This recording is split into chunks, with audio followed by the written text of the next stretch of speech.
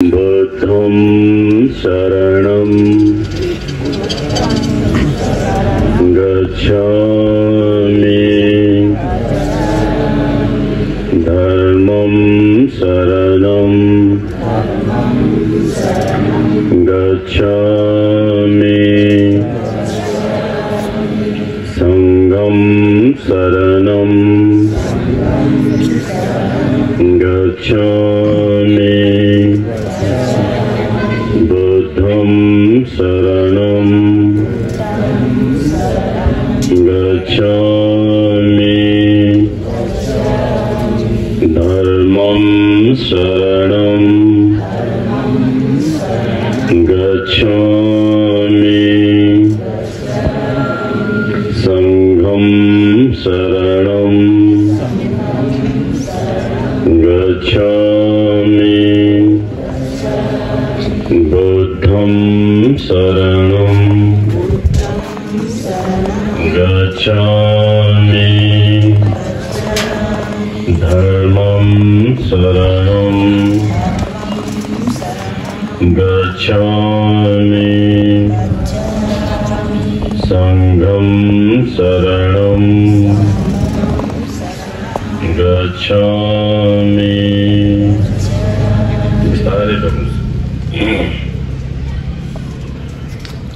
फेरि पनि भन्नुहोस् है। साङ्गे छेदं सोगे छोग्नम्ला झम्छु बरदो दाग्नी क्याप्सुम्चे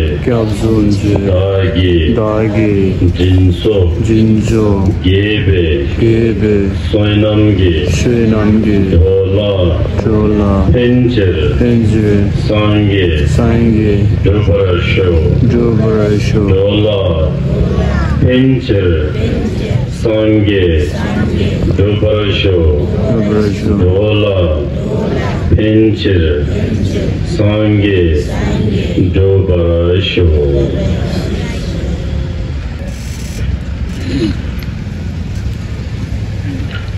धन्यवाद।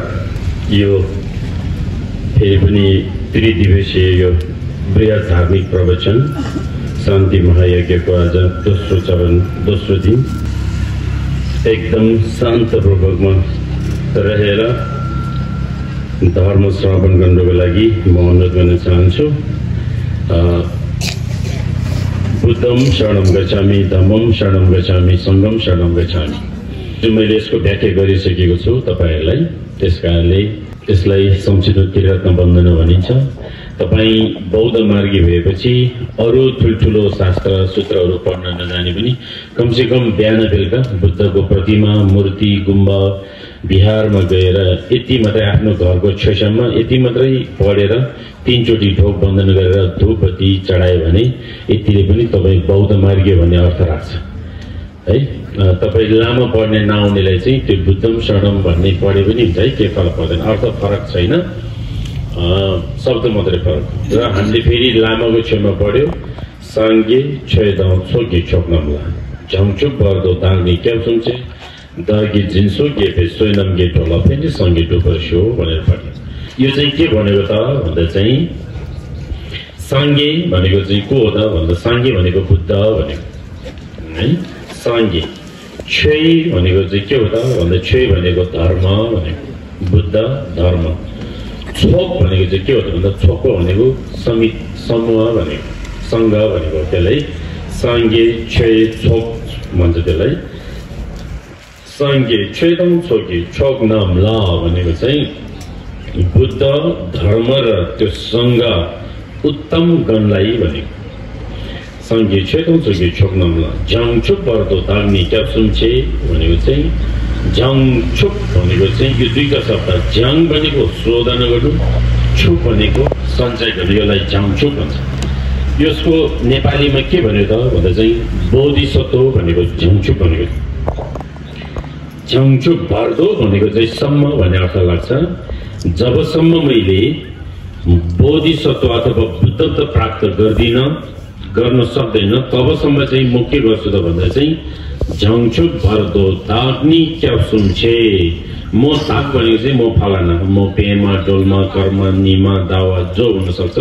ताक भनेको चाहिँ व्यक्तिले पुछाइले चाउँछु बर्दो ताग्नी क्याप्सुन छे भनेको चाहिँ म क्याप्सुन छे भनेको म ढोक बन्धन गर्छु भनेको कसलाई भन्दा चाहिँ बुद्ध धर्म संघलाई।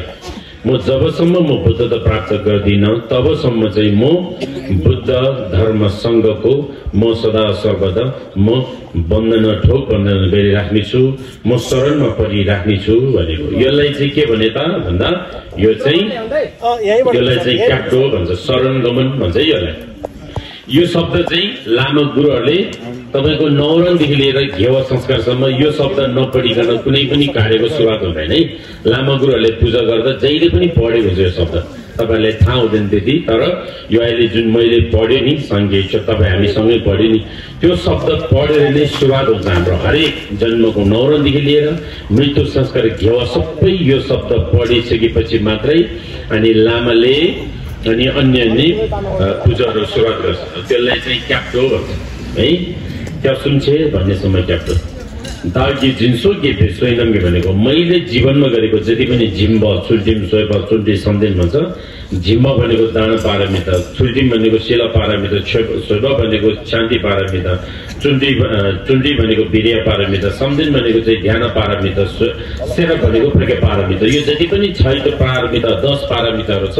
यो पारमिता र मैले जति पनि गरेको यो पुण्यहरू छ यो चाहिँ के अवस्था दागी जिन्सो गे सोइनङ्गी मैले जीवनमा गरेको यो पुण्य सारा चाहिँ के अवस्था दागी जिन्सो गे सोइनङ्गी भनेको यसको पुण्यले चाहिँ डोला फिन्चिर सँगै डुपर्सो भनेको चाहिँ यो म र म जस्तै दुखित प्राणीहरूलाई के अवस्था डोला फेन्चेर भनेको सबै प्राणीलाई चाहिँ फाइदा भएर जाओस्। मैले यो गरेको पुण्यले तपाईको घरमा गरेको पुण्यले, तपाईले धमङ पढेकोले, लुङ्गर राखेकोले, तपाईले दान गरेकोले, शील पालन गरेकोले, न्युनी व्रत बसेकोले हरेक जति पनि गर्छ त्यो कर्मले चाहिँ के अवस्था डोला फेन्चेर भनेको चाहिँ सम्पूर्ण प्राणीलाई फाइदा भएर जाओस्। डोला फेन्चेर अन्ततः गर्दा के अवस्था साङ्गे डुपर्सो भनेको चाहिँ बुद्धता प्राप्त भएर जाओस् है भनेर जुन यो हामीले चित्त उत्पादन गर्छ त्यसलाई चाहिँ बोधिचित्त उत्पादन भन्छ है। अनि हाम्रो बौद्ध धर्ममा चाहिँ शरण गमन र बोधिचित्त उत्पादन भन्छ। यो दुईटा चाहिँ एकदम महत्त्वपूर्ण विषय हुन्छ है। जबसम्म कुनै पनि लामो गुरुहरूले कर्मकाण्ड गर्दाखेरि, पूजा गर्दाखेरि, ध्यान गर्दाखेरि, लोसुम दासुम जे कर्म गर्दा पनि जबसम्म चाहिँ शरण गमन र बोधचित्त उत्पादन गरेको छैन भने, त्यो पाठ गरेको छैन भने त्यो पुण्य चाहिँ गर्दाखेरि गरेको जस्तो मात्रै देखे पनि तर त्यो अर्थ चाहिँ पूर्ण हुँदैन भन्छ। त्यसकारणले क्याप्टो सेन्गे दङ अनि जङ क्याप्टो दङ सेन्गे भन्छ, बोधिचित्त उत्पादन र अनि तपाईको शरण गमन भन्छ। यो दुईटा चाहिँ जसरी पनि हाम्रो जुन बौद्ध धर्मको चाहिँ अभ्यासमा यो चाहिँ पूर्वगत अभ्यास, यो चाहिँ अगाडि जानुपर्छ भन्छ है। त्यस कारणले हामीले यो चिजलाई चाहिँ तपाईले सक्छ भने अझ तपाईले बिहान बेलुका पढ्न सक्नु धेरै राम्रो है। सङ्गीत चेताउँछु कि जोमङ्ग च्याउँछु पद जाने क्याप्सुन जे तागे जिसो के बेसन कि डोला फिजे सङ्गीत उपरस्यो भनेको चाहिँ यसले चाहिँ क्याप्टो सेन्गे क्याप्टो द सेन्गे भन्छ। क्याप्टो भनेको शरण गमन, सेन्गे भनेको बोधिचित्त उत्पादन है। यसलाई नेपालीमा शरण गमन र बोधिचित्त उत्पादन है। तपाईहरु सबैले शरण गमनमा जानुपर्छ। तपाईहरुले ताप्चेको शरण गमनको सिल दिनुपर्छ, ताप्चे गरेको हुनुपर्छ, अनि मात्रै तपाईँ हामी बौद्ध मार्गी हुन्छ भन्छ। अहिले हामी धर्म गर्ने भन्छ। साँच्चीकै वास्तविकमा धर्म भनेको के हो त भनेको छ भन्दा बौद्ध शास्त्रमा चाहिँ यसको नेपालीमा संस्कृतिमा के भन्छ र भन्छ चाहिँ धर्म भनेको के हो त भन्दा चाहिँ धारयति धर्म भनिन्छ। मतलब रङ्गी मोह चाहिँ छेकी छेनी भन्छ हाम्रो लामोको छेउको भाषाबाट। तर सामान्यतया हामीले बुझेको धर्म भनेको कस्तो हो त भन्दा तपाईहरुले धर्म गर्ने भनेको चाहिँ कस्तोले बुझिन्छ त भन्दा चाहिँ हामीले दान गर्नु, शील पालना गर्नु, न्युनी व्रत बस्नु, अनि हामीले वर्षमा गुम्बामा होम पाठ गरेर त्यहाँ चाहिँ दानहरू गर्नु, पूजाहरू गर्नु, त्यसलाई हामीले धर्मको रूपमा हामीले बुझिरहेको छौँ सामान्य मान्छेले। तर बौद्ध शास्त्रको शास्त्रीय व्याख्यामा के भन्छ त भने चाहिँ धर्म भनेको धारणा गर्ने विषय हो भन्छ। त्यसो भए कस्तो धारणा गर्ने हो त भन्दा चाहिँ सत्य कर्मलाई धारण गर्नु।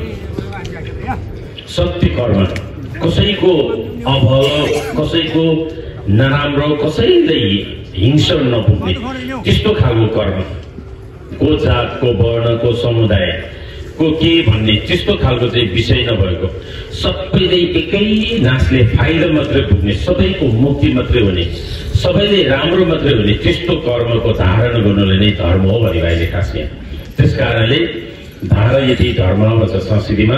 हाम्रो लामाको छेउमा चाहिँ रङ्गी मोर चाहिँ छेकी छेनी भन्छ। आफ्नो स्वाभाविक गुणलाई धारण गर्नुले नै धर्म हो भनेको मतलब कुनै पनि शास्त्रीय व्याख्यामा के भन्छ त भन्दा चाहिँ कुनै पनि वस्तुले त्यो वस्तुले आफ्नो स्वाभाविक गुणलाई धारण गर्नुले नै धर्म हो भनेको मतलब अग्निको गुण, आगोको गुण के हो त भन्दा आगोको गुण चाहिँ आगोको विज्ञान चाहिँ त्यसले डढाउने चलाउने कर्म गर्छ।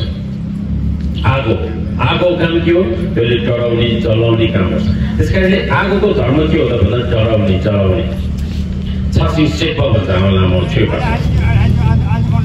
पानी तरल पदार्थ हो। यसै गरी सबै वस्तुले आफ्नो ढङ्गले त्यसले आफ्नो स्वाभाविक गुणलाई त्यसले प्राकृतिक रूपमा धारण गरिरहेको हुन्छ कि हो। त्यसलाई भनेको अहिले धर्म भनेको खास हाम्रो शास्त्रीय व्याख्यामा त्यसको स्वाभाविक गुणलाई तपाईँले धारण गर्नु, त्यसलाई धर्म भनेको अहिले खास वास्तवमा। त्यस कारणले तपाईँले ध्यानको नाम एउटा सुन्नु भएको छ कि छैन? विपश्यना ध्यान भन्ने, विपश्यना ध्यान है, त्यसलाई मेडिटेसन, फुल माइन्डफुलनेस मेडिटेसन भनेको छ। त्यो विपश्यना ध्यानले भन्न खोजेको के हो त भन्दा एउटै हो,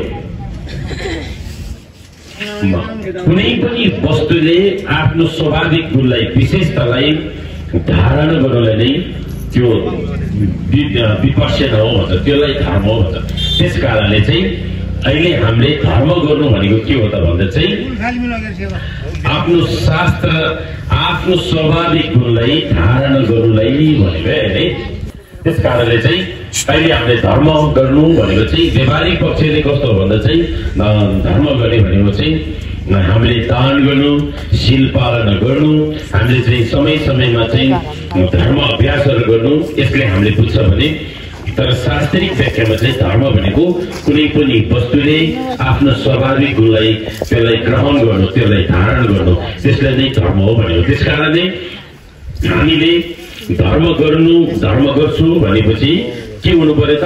त्यो मान्छेले कोही कसैको विभेद नगर्ने, कोही कसैले छुवाछुतको विभेद नगर्ने, कोही ठुलो जात, कोही सानो जात, कोही धनी, कोही गरिब, यस्तो खालको जुन विभेदबाट चाहिँ मुक्ति भएर सम्मान भन्छ नि, सम्मान सबैले बराबर होइन, त्यस्तो खालको चाहिँ दृष्टिबाट, त्यस्तो कर्मबाट चाहिँ हामीले त्यो कर्म धारण गर्यो भने अनि मात्रै तपाईँले सत्धर्म गरेको अर्थ लाग्छ। त्यस कारणले हिजो मैले भने नि धर्म गर्ने भनेको माध्यम चाहिँ सबैभन्दा बेस्ट चाहिँ के हो त भन्दा तपाईँले पञ्चशीलको कुराहरूलाई आफ्नो जीवनमा धारण गर्नु।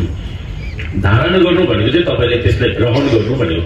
त्यस कारणले आफ्नो स्वाभाविक गुणलाई धारण गर्नु नै धर्म हो भनेको यहाँ।